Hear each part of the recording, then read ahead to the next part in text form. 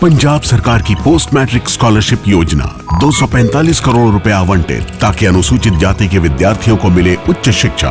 अगर मुझे ये स्कॉलरशिप ना मिलती तो शायद मैं अपनी पढ़ाई जारी न रख पाती। 2,31,000 विद्यार्थी पंजीकृत, 92 करोड़ की रकम दी जा चुकी। मैं AI&ML हमेशा से पढ़ना चाहता था। अगर ये स्कॉलरशिप नहीं होती तो मैं कभी भी एडमिशन नहीं ले पाता ऐसे कोर्स में। मुख्यमंत्री भगवंत सिंह मान की कोशिशों से पंजाब बन रहा है रंगला पंजाब।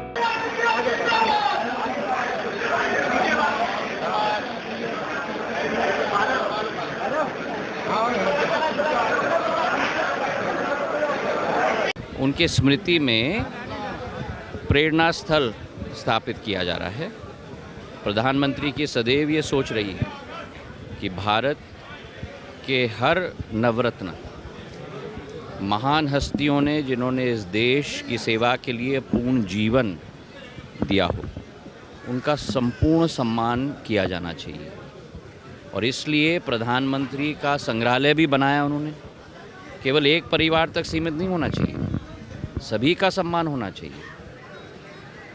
वहाँ नेहरू जी से शुरुआत होते हुए लाल बहादुर शास्त्री से, शास्त्री जी से, देवगौड़ा जी से, मनमोहन सिंह जी तक, अटल बिहारी वाजपेयी तक सभी का सम्मान किया गया। और वैसे ही सभी को स्थान, उनकी प्रेरणा लेने के लिए सभी को स्थान दिया जाएगा। इसलिए प्रणब मुखर्जी साहब का भी उन्होंने पूर्ण रूप से स्थल का संरक्षण किया है। इसी रूप में उनकी सोच और विचारधारा है। चौधरी चरण सिंह जी को सब भूल गए थे जब तक प्रधानमंत्री जी ने भारत रत्न दिया।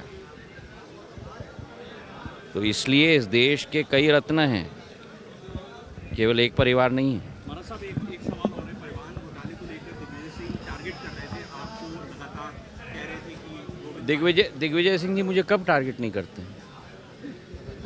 ये कोई नई बात है क्या? दिग्विजय सिंह जी की ज़िंदगी चली गई है मेरे पूज्य पिताजी और मुझे टारगेट करते करते। मैंने कभी राज साहब को टारगेट नहीं किया। आज भी मिलता हूँ तो मैं प्रणाम करता हूँ। जिसकी विचारधारा वो हो, उसके आधार पे वो अपना लाइन खींचे। मेरा लाइन है जनता की सेवा करना, वो मेरा टारगेट है। ये वर्ष हमारे ग्वालियर चंबल संभाग, हमारे मध्य प्रदेश और हमारे देश प्रधानमंत्री जी के नेतृत्व में, प्रदेश मोहन यादव जी के नेतृत्व में विकास और प्रगति के सफ़र पर निरंतर अग्रसर होते रहे, यही मेरी दिल की कामना है। इस बार 4 दिन के प्रवास पे मैं आया हूँ। ग्वालियर के साथ गुना, शिवपुरी, अशोकनगर का भी प्रवास है।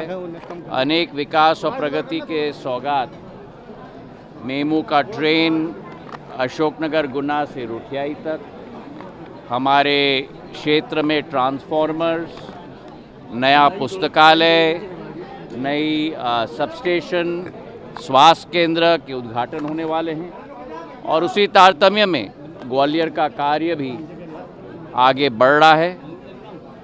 सबसे बड़ी खुशी है प्रधानमंत्री जी के हाथों से केन बेतवा सिंचाई की परियोजना 50,000 करोड़ रुपए की लागत से 13 जिलों को मध्य प्रदेश में प्रभावित करेगी, 9 जिलों को उत्तर प्रदेश में प्रभावित करेगी।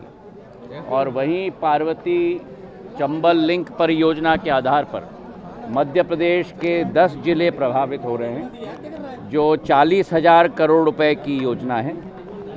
दोनों योजनाओं के लिए प्रधानमंत्री और मोहन यादव जी, मुख्यमंत्री जी को दिल की गहराइयों से बहुत बहुत धन्यवाद। ग्वालियर चंबल संभाग के सभी जिले इससे प्रभावित होंगे।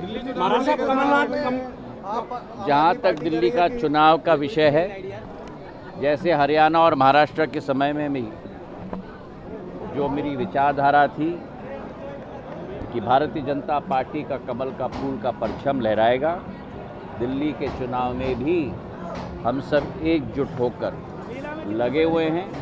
और दिल्ली में भी भारतीय जनता पार्टी का परचम लहराएगा, इस बात का पूर्ण विश्वास है। आरटीओ टैक्स छूट मिली है,